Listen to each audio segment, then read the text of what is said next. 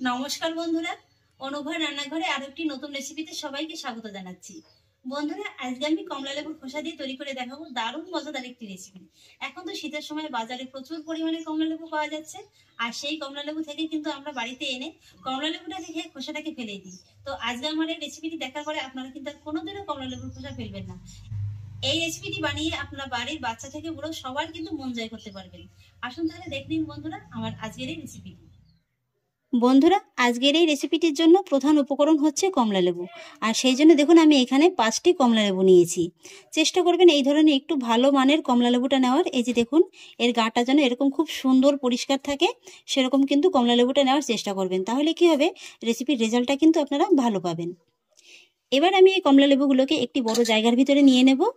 আর এই কমলা লেবুগুলো কিন্তু আমি আগেই একবার ভালো করে ধুয়ে পরিষ্কার করে নিয়েছি।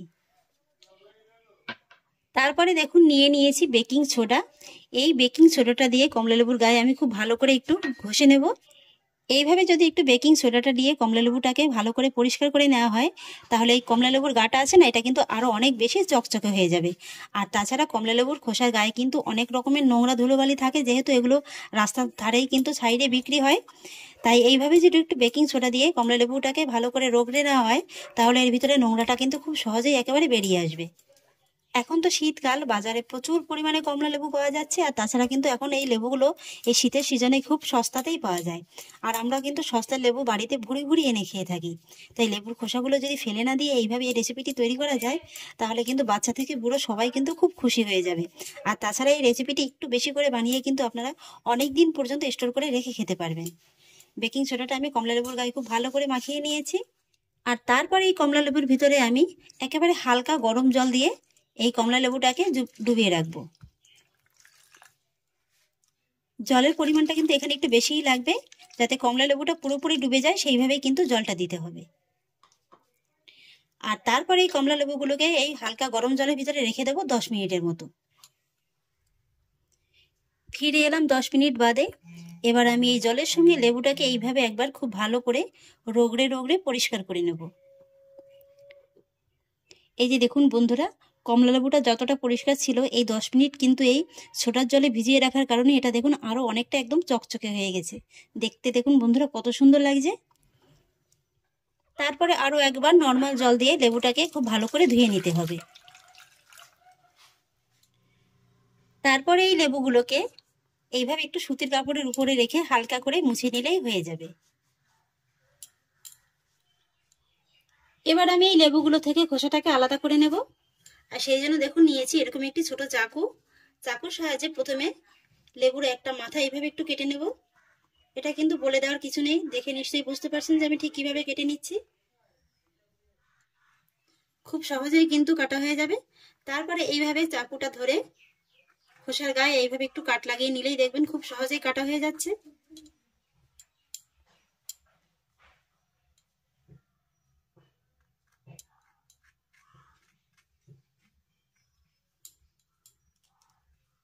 এই যে দেখুন বন্ধুরা কত সহজেই কাটা যাচ্ছে।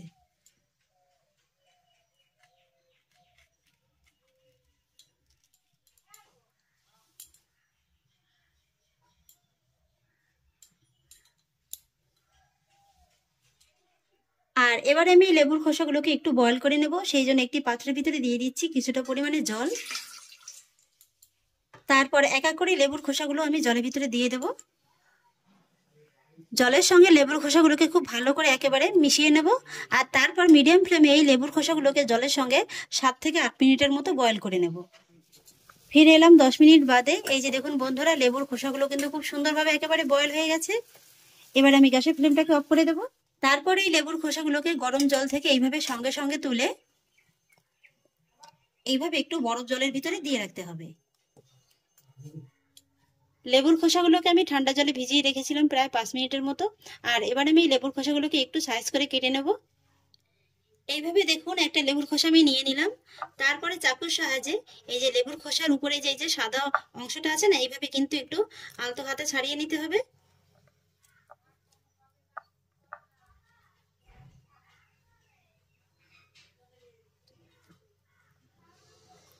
এইভাবে কিন্তু খুব সহজেই একেবারে সাদা অংশটা উঠে যায়। আপনারা চাইলে চাইলে কিন্তু চামচের সাহায্যে এটাকে তুলে নিতে পারেন।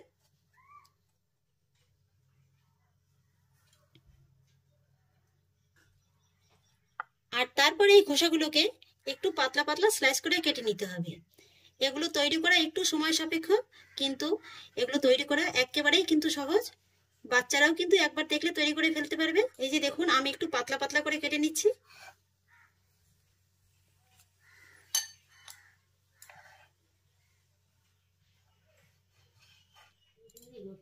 পুরো লেবুর খোসাটাকে আমি একই রকম ভাবে কেটে নিয়েছি। আর দেখতে দেখুন বন্ধুরা, এখনই একেবারে ক্যান্ডির মতো লাগছে না? দেখতে দেখুন কতটা সুন্দর লাগছে। আর এবার দেখুন বন্ধুরা, আমি যে লেবুর খোসা থেকে লেবুটাকে আলাদা করে রেখেছিলাম, সেই লেবু থেকে দুটো লেবু নিয়ে নিয়েছি। আর বাকি লেবুগুলো কিন্তু আপনারা খেয়ে নিতে পারবেন। আর আজকের এই রেসিপিটাতে কিন্তু দুটোর বেশি লেবু লাগবে না। এবার আমি লেবু থেকে এই রসটাকে একটা ছাঁকনির পরে রেখে এইভাবে খুব ভালো করে বের করে নেব।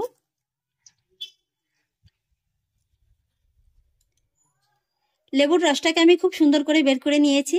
আর এবার দেখুন, আমি নিয়েছি এরকম একটি মাঝারি সাইজের বাটি। এই বাটিটা কিন্তু 250 গ্রামের বাটি। আর এবার আমি লেবুর রসটা এই বাটিটা মেপে নিয়ে নেব।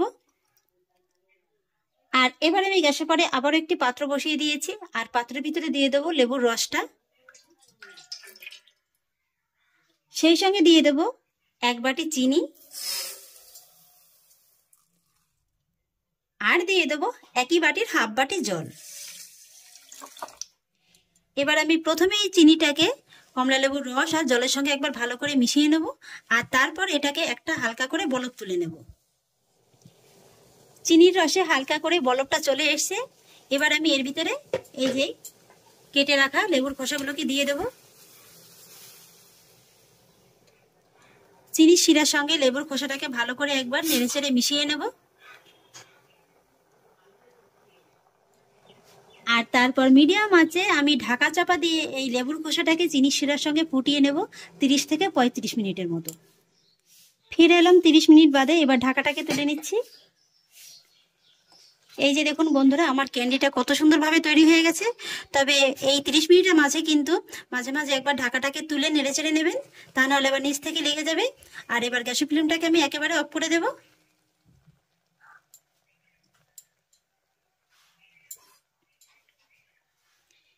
এই যে দেখুন বন্ধুরা, ক্যান্ডিগুলো একেবারে কত সুন্দরভাবে তৈরি হয়ে গেছে। আর তারপর গ্যাসের ফ্লেমটা অফ অবস্থায় আবারও ঢাকা চাপা দিয়ে আমি এই ক্যান্ডিটাকে 10 মিনিটের মতো এইভাবেই রেখে দেব। 10 মিনিট বাদে আবারও এবার ফাইনালি ঢাকাটাকে তুলে নিচ্ছি। এই যে দেখুন বন্ধুরা, চিনির রসটা আরো অনেকটা কিন্তু এর সঙ্গে বসে গেছে। আর এই চিনির রসটা যতটা বসে যাবে ক্যান্ডিগুলো কিন্তু ততটাই খেতে মজাদার লাগবে। এই যে দেখুন কতটা লোভনীয় লাগছে এখনই দেখতে। এবার আমি এই ক্যান্ডিগুলোকে এইভাবে একটা ছাঁকনির পরে রেখে এই চিনির রসটাকে খুব ভালোভাবে আলাদা করে নেব।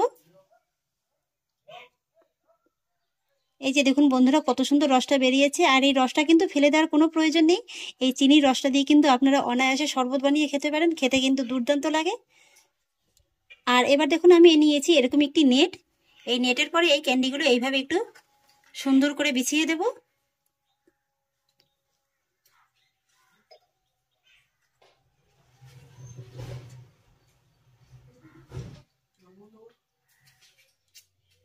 পুরো ক্যান্ডিটাকে আমি খুব সুন্দর করে বিছিয়ে নিয়েছি।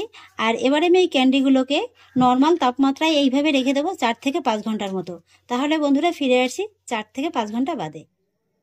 ফিরে এলাম বন্ধুরা 4 থেকে 5 ঘন্টা বাদে। আর এই 4 থেকে 5 ঘন্টার ভিতরেই দেখুন এই ক্যান্ডিগুলো কিন্তু একদম শুকিয়ে গেছে। এই যে দেখুন, এর ভিতরে চিনির রসটা কিন্তু খুব সুন্দরভাবে একেবারে অ্যাবজর্ব করে নিয়েছে। এই যে দেখুন,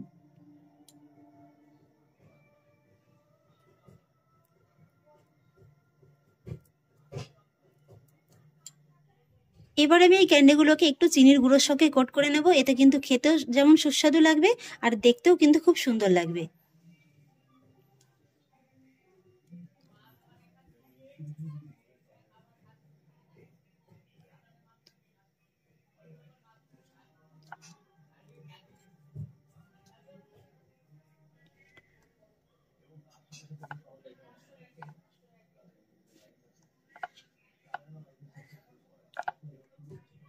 একটি সার্ভিং প্লেটের পরে সার্ভ করে নেব।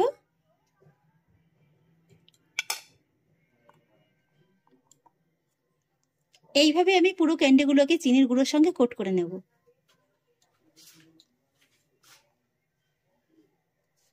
তাহলে দেখলেন তো বন্ধুরা, ফেলে দেওয়া জিনিস দিয়ে কত সুন্দর একটা রেসিপি তৈরি করা হয়ে গেল। এইভাবে আপনারা একটু বেশি করে বানিয়ে কিন্তু এয়ারটাইট কন্টেনারে ভরে বেশ অনেক দিন যাবৎ সংরক্ষণ করে খেতে পারবেন। আর এইভাবে বেশি করে বানিয়ে বাচ্চাদের মন ভোলানো কিন্তু খুবই সহজ। আর এগুলো দেখুন বন্ধুরা, কত সুন্দর একেবারে ঝরঝরে হয়েছে। এই যে দেখুন, দেখলেই একেবারে মন ভরে যায়। আর কি দেখে বোঝার উপায় আছে যে ক্যান্ডিগুলো বাজার থেকে কেনা নয়, বাড়িতেই তৈরি করা? তাহলে আশা করছি বন্ধুরা আমার আজকের এই রেসিপিটি আপনাদেরও খুব ভালো লেগেছে। যদি ভালো লেগে থাকে তাহলে আমাকে অবশ্যই একটা লাইক এবং কমেন্ট করবেন, সেই সঙ্গে বন্ধুদের সঙ্গে শেয়ার করবেন। আর প্লিজ বন্ধুরা, যদি আমার পরিবারের নতুন সদস্য হয়ে থাকেন তাহলে একটা সাবস্ক্রাইব করে পাশে থাকা বেল আইকনটি প্রেস করে দেবেন। ফিরে আসছি এরকমই পরের অন্য কোনো নতুন রেসিপি নিয়ে। সবাই ভালো থাকুন, সুস্থ থাকুন, ধন্যবাদ।